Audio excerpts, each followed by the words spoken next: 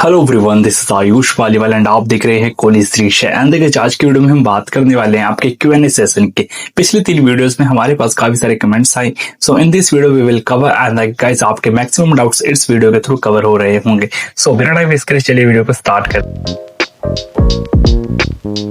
इसलिए हम मूव करते हैं आपके फर्स्ट कमेंट। तो भैया B pharma second merit list कब आएगी बताना, वेटिंग लिस्ट में नाम आ रखा है सेकंड नंबर पर SC category. So as per insights maximum chances आपकी सेकंड मेरिट लिस्ट नहीं आएगी, और आएगी भी तो सीट बहुत ही लिमिटेड है, बहुत ही, जिसे कहते हैं गिनती की 4-5 सीट्स होंगी। एंड आई गेस वो भी अलग अलग कैटेगरीज में, लाइक जनरल में एक, एससी में एक, एसटी में एक, इस प्रकार से। तो आपके चांसेस बहुत ही कम है सीट मिलने के, तो ज्यादा होप ना रखें।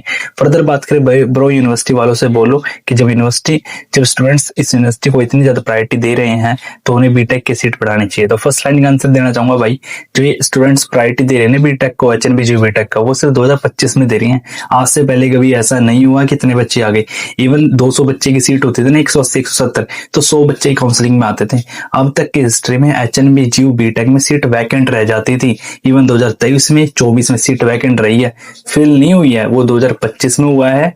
जस्ट ऐसा, एंड वो थोड़ा सा रीजन रहा है कि थोड़ी हाइप ज्यादा हो गई as compare to other universities, and थोड़ा कट ऑफ भी इस बार हाई रही।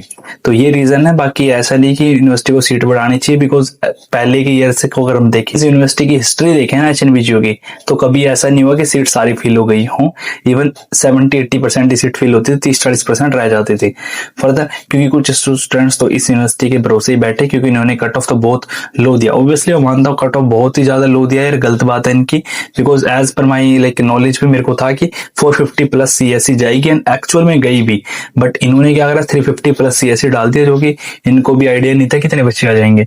फर्दर मेरे मार्क्स 45 नंबर ज्यादा थे, सीट नहीं मिली, एंड काउंसलिंग के लिए एक नाइट रुकने में मेरे पेरेंट्स का 8,000 रुपए का खर्चा हो गया। देखो यार, ये चीज आपके साथ नहीं, काफी सारे बच्चों के साथ में हुई है।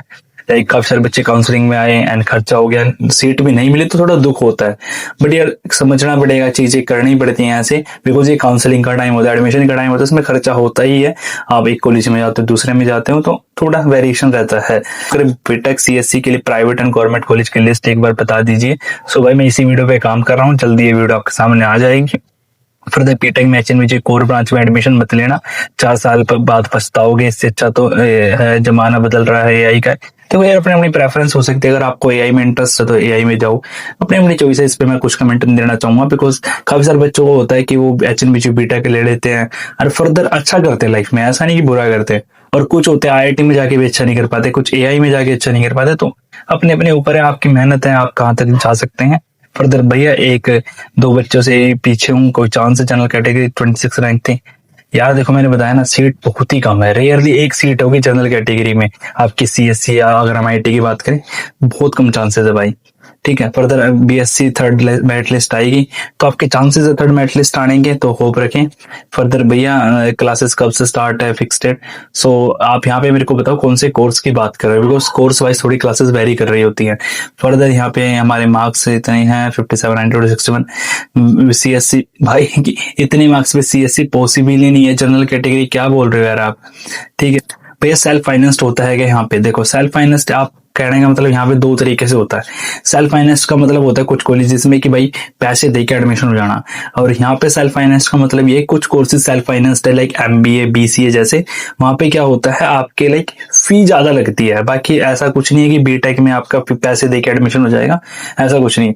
भैया मेरे first BTech in mechanical cut off हो गया था, लेकिन मैंने बीटेक इन ईसी भरा था, मुझे एडमिशन मिल सकता है क्या? तो यार मैं आपका ये कमेंट समझ नहीं पा रहा हूँ, तो आप इसको फिर से कमेंट करें हमारे इस वाली वीडियो में, तो मैं इसका रिस्पॉन्स अच्छे से दे पाऊंगा। फर्दर भैया बी फार्मा की सेकंड लिस्ट कब आएगी? तो यार बहुत ही कम चांसेस सेकंड लाने के, बिकॉज आपकी मैक्सिमम सीट्स फर्स्ट में भर गई है। फर्दर भैया मुझे आई मिली है, तो मुझे अपर ब्रांच की में सीट बची है या नए बच्चों के लिए होगी, हमारे भी अपग्रेड हो सकती है क्या? तो भाई देखा, अगर फर्दर सीट बची होगी मान लो मैकेनिकल ईसी में, तो आपका अपग्रेडेशन हो जाएगा, नहीं तो फिर अपग्रेडेशन के कोई चांसेस नहीं है। भैया मुझे बीटेक में आई ब्रांच मिली है, मुझे मैकेनिकल इंजीनियरिंग ब्रांच चाहिए, तो मुझे क्या प्रोसेस करना पड़ेगा? तो सिंपली बताया मैंने, अगर सीट वैकेंट होगी तो यार मिल जाएगी। और बाकी अगर एक ऑप्शन हो रहा है, 1 साल मेहनत करो, सेकेंड ईयर में ब्रांच अपग्रेडेशन पॉसिबल है आपके फर्स्ट सेमेस्टर के मार्क्स के बेसिस पे, बट उसके लिए आपको फर्स्ट सेमेस्टर में मेहनत करनी पड़ेगी। फिर भैया मुझे आईटी मिला है क्या, मुझे सीएससी मिलेगा, अपग्रेड कैसे होगा? सिंपल है यार, अगर सीएससी में सीट वैकेंट होगी, कोई बच्चा विड्रॉ करेगा तो आप प्रेफरेंस दे दी जाएगी। एंड इस फर्दर भैया आई से ऊपर ब्रांच में अपग्रेड कैसे करें, सिंपली मैंने बताया ना, सीट वैकेंट होगी अगर अपर वाली ब्रांचेस में तो आपको प्रेफरेंस दी जाएगी, और नहीं होगी तो नहीं मिलेगी सीट। और सेकंड थिंग ये है, अपने फर्स्ट टाइम में मेहनत करो, सेकंड ईयर में जब आप जाओगे तो ब्रांच अपग्रेड का पॉसिबल होता है, बट उस कंडीशन में यही होता है कि आपके मार्क्स लाइक आपकी क्लास में टॉप वगैरह होने चाहिए, हायर स्कोर होना चाहिए। फर्दर मूव फिर नेक्स्ट, मैंने रजिस्ट्रेशन किया पर पैसे जमा नहीं कर किया तो कुछ नहीं हो सकता यार, फी जमा नहीं करी तो कुछ नहीं हो सकता। ये इस बार वीडियो के कमेंट्स आ गए हैं, मैंने आईटीपी के रजिस्ट्रेशन नहीं करा, क्या मुझे एडमिशन मिल सकता है? नहीं मिल सकता भाई, स्पॉट में वही एलिजिबल है जिन्होंने रजिस्ट्रेशन करा है।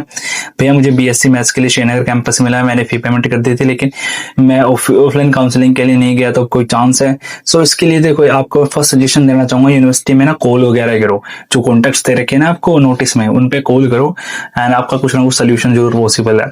फर्दर भैया मेरे 12th में अच्छे मार्क्स है पर CU2 हेल्थ इशू की वजह से मिस हो गया, बीएससी मैथ्स में सीट मिल सकती है क्या?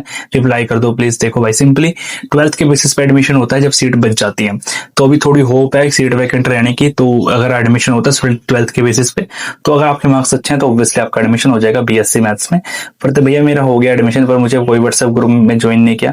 हो जाएगा, थोड़ा टाइम लगता है, सम टाइम ऐसा होता है कोई ग्रुप वगैरह ज्वाइन नहीं भी होते हैं, तो आपको लाइक ऐसे रिसोर्सेज वगैरह है हमारे यूट्यूब पे भी आपको नोटिफिकेशन मिल जाएगा कि क्लासेस कब हो रही है।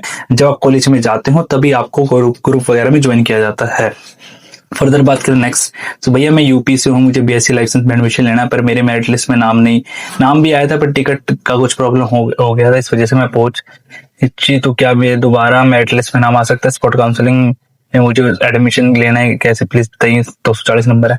देखो, अगर आपका पहले नाम आ चुका है लिस्ट में एंड फर्दर आपने लाइक काउंसलिंग वगैरह अटेंड नहीं करी, तो क्या फर्दर नाम आ सकता है? देखो, यहाँ पे दो चांसेस बनते हैं, एक तो आपका नाम आ सकता है काउंसलिंग में, नो डाउट, अगर थर्ड मेरिट लिस्ट आती है उसमें सीट ज्यादा ही वैकेंट होती है, तो फर्स्ट और सेकंड मेरिट लिस्ट में जो बच्चे लाइक अटेंड नहीं करे उनके नाम आ जाते हैं, यहाँ पे होप रख सकते हो आप।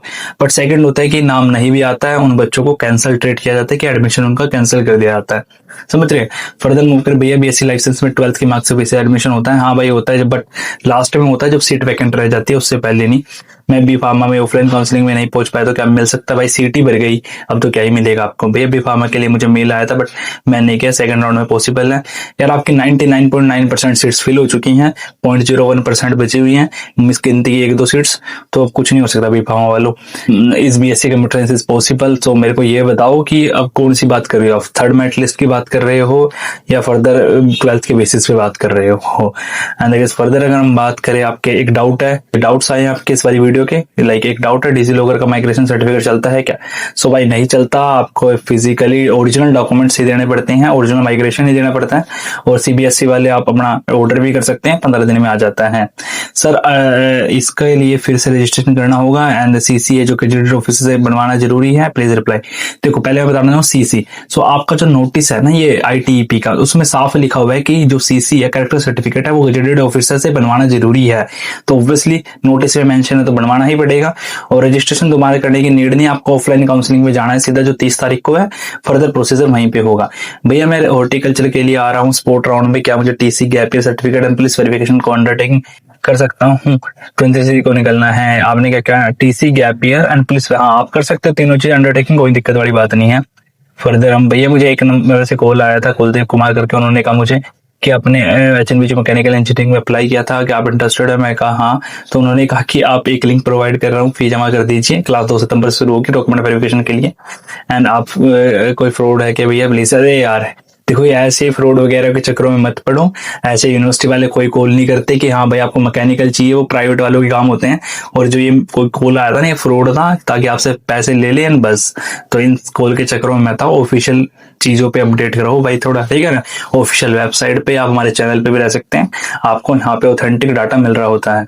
फर्दर भैया क्या क्या लेना होगा घर से, बेसिक थिंग्स उनकी लिस्ट बना दो, बीटेक ईसी जरूर भाई, आपके कॉलेज क्लासेस स्टार्ट होने से पहले आपको ये वीडियो मिल जाएगी। Further move to the next, and that is for more practical and honest guidance like this, don't forget to subscribe because your admission is my mission. अगर आपको वीडियो अच्छी लगी तो do comment, do like, do subscribe and